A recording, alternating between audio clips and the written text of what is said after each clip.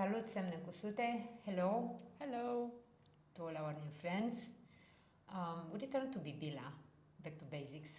The place where lace started to be known in Europe, because I think it was already used in other parts, or at least the idea of net, the structure of a net, using similar techniques was used by fishermen everywhere around the Mediterranean Sea, and I bet not only.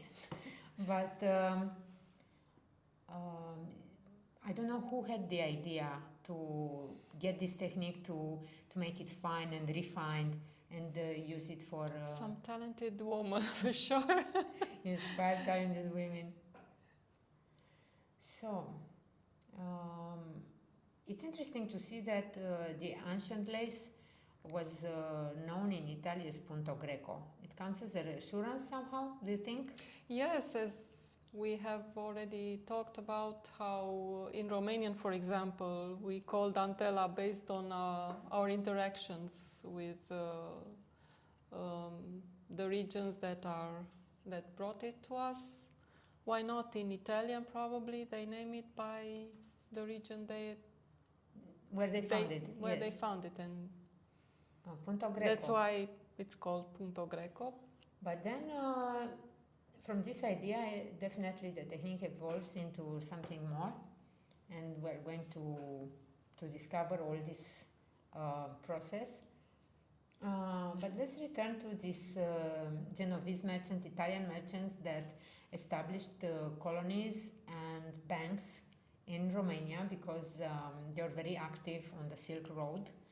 And I think they were in competition with Venice, which was somehow like an avant-post of the East Roman Empire. So Italians and Greeks had a lot of connections, and they kept, Venetians kept trade with Istanbul, even after the fall of Constantinople in 29 of May, 1453. So it's important that after the fall of Constantinople, many Greeks found refuge, and I guess that the ones who didn't have so much money, they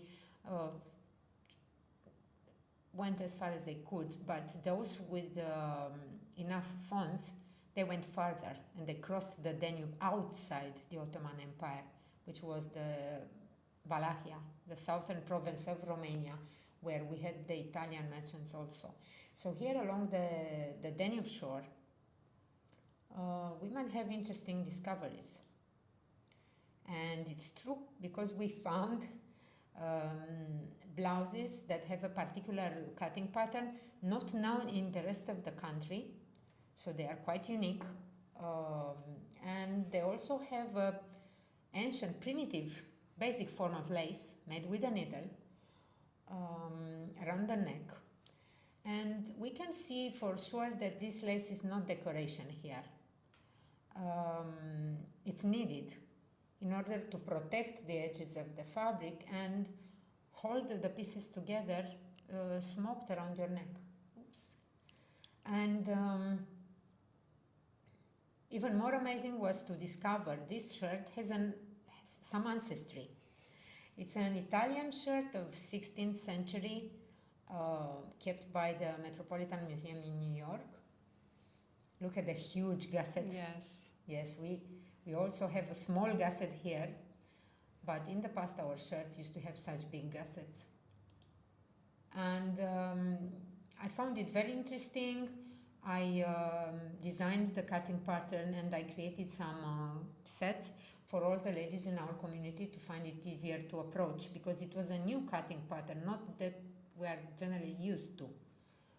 Much easier, with less pieces, therefore probably more archaic, older, not evolved, as you say, preserved in time, frozen in time. And looking again into our shirts, we find that, yes, in the south of the country, there is this preference to have spreaded The motifs.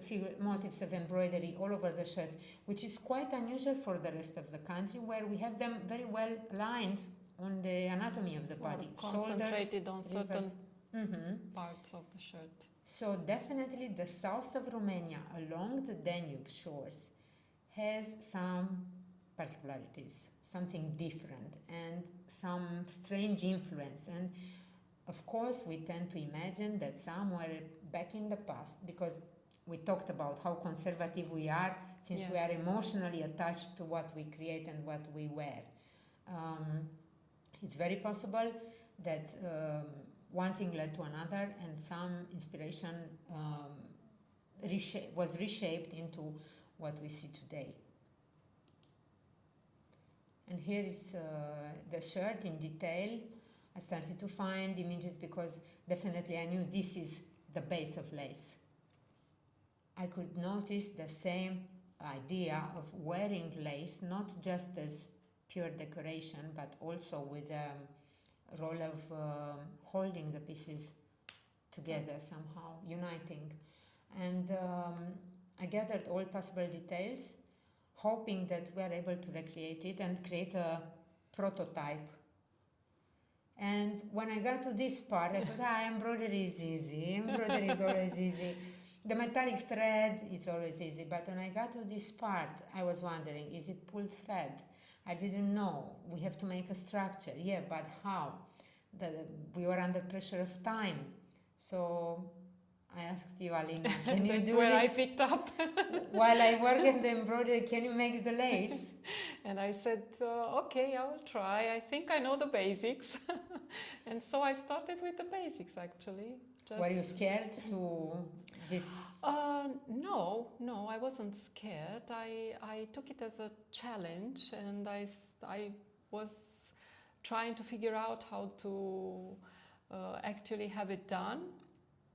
I remember the challenge was more like finding the right materials to have the result at the right scale. Because our threads that are on... The drawing was ready in a day or so with some small adjustments. And then indeed this testing part took quite a lot of time. Testing the threads and even the twist of the thread is important in offering stability to the whole work. So it's important to have the right material. And is it still produced in Europe?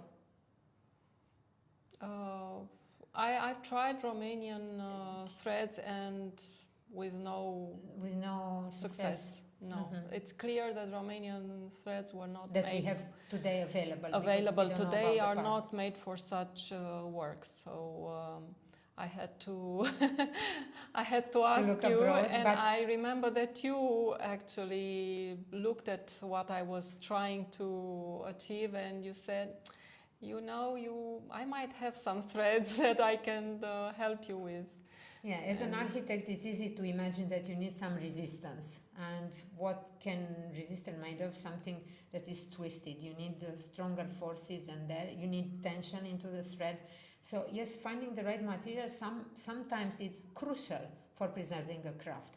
And many people don't understand why I'm so stressed about it, because I see Europe is losing more and more its ability to produce the right materials, and we are depending on other countries.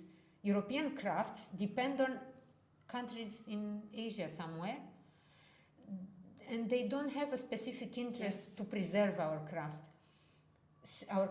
So I think if we want to preserve the crafts, we also need to pay attention to producing the right materials inside Europe, the way we need them to be in order to respond to these requirements. Yes. It's not so easy just to take a simple thread and make it stay. And it wasn't, I remember that I had a different thread for the frame, and then another one that helped me actually work the lace. So it's important to tell anyone that this is linen fabric, which Europe can still produce in a high quality, and is the best quality actually. And we have Tyrian purple shade of silk, and we were still able to find this silk because actually it was produced on our special order by a factory in Germany, Atelier Zitron, and we are grateful to them because they always understand the request, our request for ancient colors and ancient type of yarns. And but we need a lot of them. We need large quantities. Yes. And the metallic thread is actually a problem because I remember, yes, that I tried a metallic thread that's used in gold work, and it wasn't very easy to work. No, it looks better, but it's very difficult to work with. And I can't imagine in old time any woman trying to make those sleeves with such a thread. From the looks, it seems that this thread is quite thick, quite consistent, and it also has some stability. Yes, and I think it's actually the base, which was probably silk or other thread, whereas today we have It's the metal on and cotton. it's heavier. And it's so, yeah. So even to these tiny details, it yes, matters. it's important. It's about staying or falling. Yes.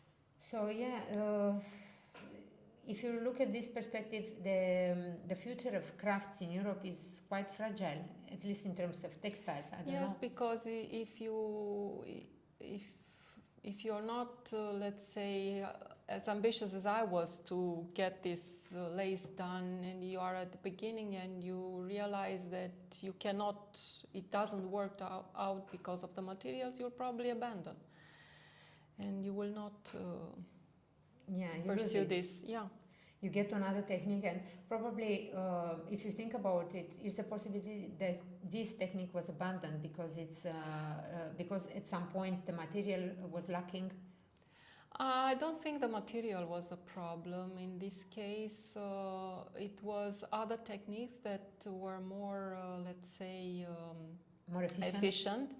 And in the end, it was actually the machine that killed the craft, let's say, because they started to make laces on machines quite early in Europe. Yeah, Demand was so high that they had to... So probably this is why the value of lace and became also, nothing, yes, because yes. it's easy to... the handmade was not fully appreciated. Yeah. People looked just into the effect, and not being educated into the technique, they were not able to appreciate the value of things. So yes, because at first sight you would tend to say it's the same.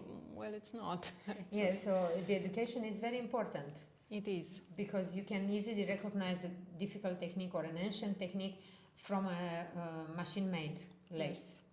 But uneducated eyes won't make the difference, and this is why they won't.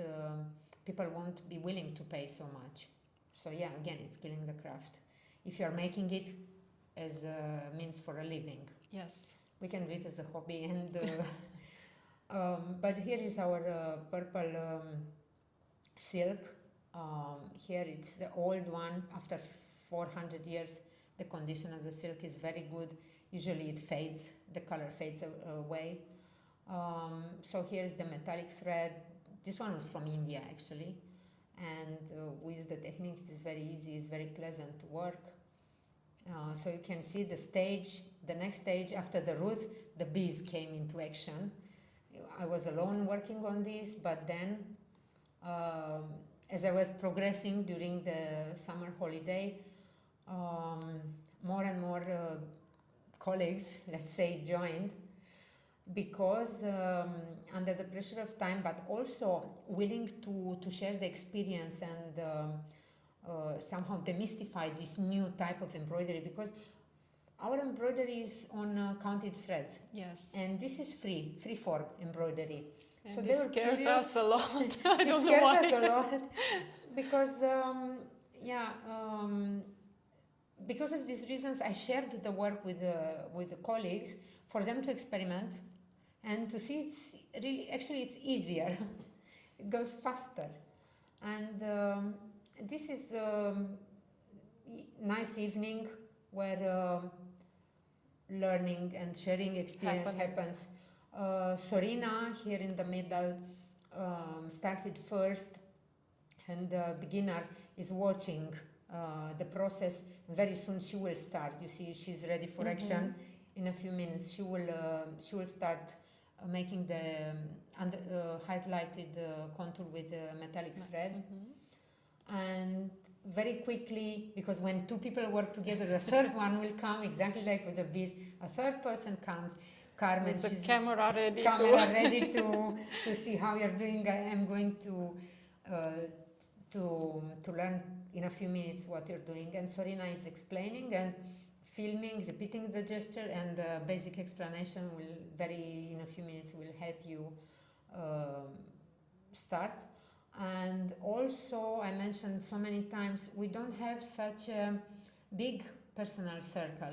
We can easily get very close to a few centimeters to each other and ask very abruptly or unpolite for other people. Maybe we say, show me, teach me, what are you doing here? What are you doing here? I want to see, I want to try, can I try?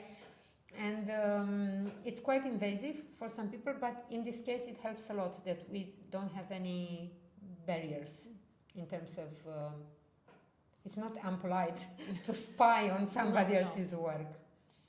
We share the joy. I think the biggest danger in all this was the coffee to fall onto the work. Yes. The rest we were safe with everything, but there are so many coffees everywhere. So here is your part. In the meantime, you were working on the lace alone at home with a pillow? No, I wasn't quite alone. Ah, you came at some point. I came at some point, but I also had my helpers because once we decided this is the pattern, the right size, okay, let's start working. And I tried to make some project management, and I realized that I couldn't do it all by myself. I could use some help.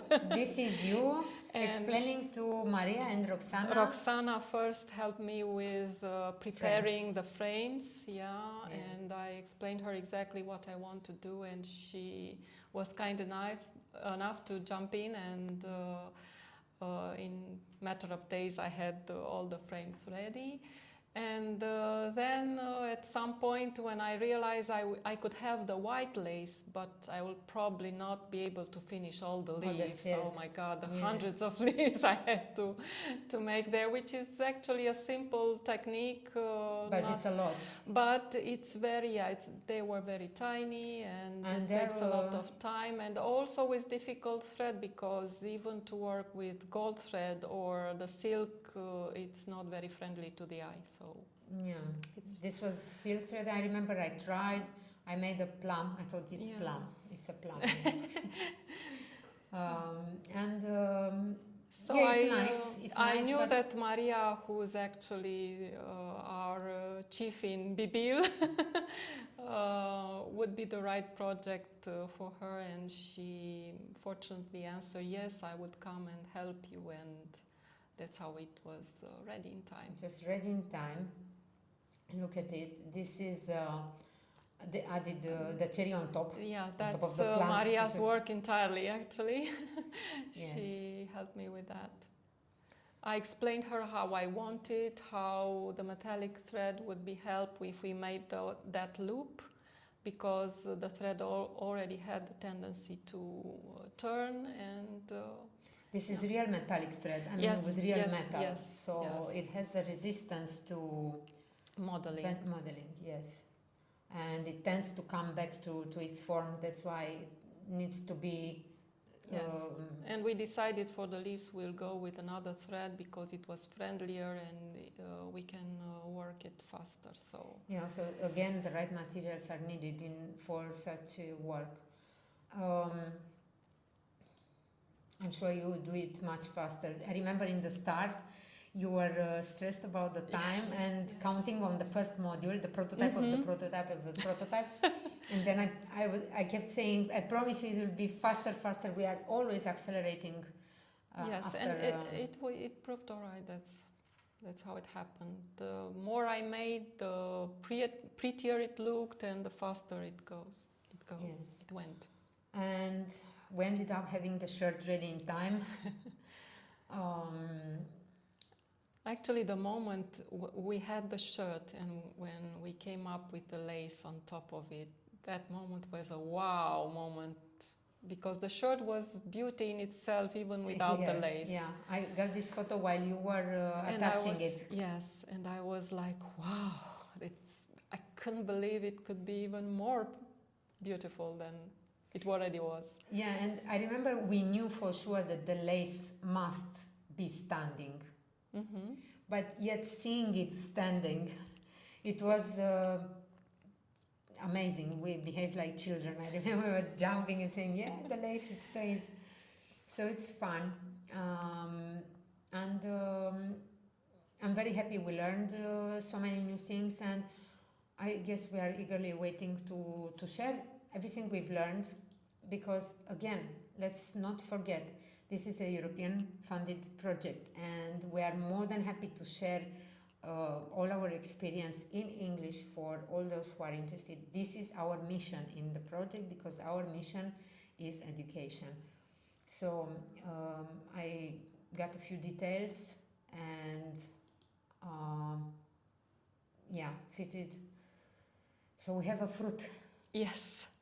We got at this stage of the project that in the meantime we are still doing research, so we are still working on the roots. In the same time, we are also working on attracting bees and spreading branches, like finding new shirts to create new prototypes, but we already have one fruit. And here I took a photo together with the old Romanian shirt, the sister of the one that I was wearing. It was right in time to pack and go to Florence for our workshop organized in Italy. I had to take the new Italian shirt in the luggage and to take it, in Florence. It was not Venice, not Geneva, none of the cities that were really connected to us and with our trade and culture, but at least was Florence, as close as home as possible. But at least I tried to find the building from the same period of time. Mm-hmm. And I tried to see if the colors are matching, and it seems they are. So it was I could see all sort of lace and gold. The proportion the colors between architecture and the shirt looked from the same family, let's say. And here again, the lace like a little crown. Yes, the angels holding a crown. It was very difficult to take photos inside because I couldn't touch anything. Nobody would allow me to place my shirt somewhere to take a photo of it. And I was trying to get it in the sunlight, so you see what I've got here. And finally, I found one single spot where they allowed me to place the shirt and take a photo. And yes, it was, I think the shirt was happy, I was happy, definitely. I was thinking of how many other things we can do if we can collaborate with the Italian museums, and if they would be willing to share their heritage. And I remember that after visiting the museums and the architecture and the dome from Florence, and I needed to go in antiquariat, Mm-hmm. I don't know how to say in English, old book and antique stores to find old books about lace, and I found something, and they were nice enough to allow me to take a few photos of the inside. The books were very precious, very old and very expensive, and very heavy also, more than my baggage allowance. But it's important that when I returned, after I shared the news within the community, I had time to write down everything, all the experience from the beginning to end, to the trip to Florence, and make an article that was published by another open-air museum in Astra, in Sibiu, our partner.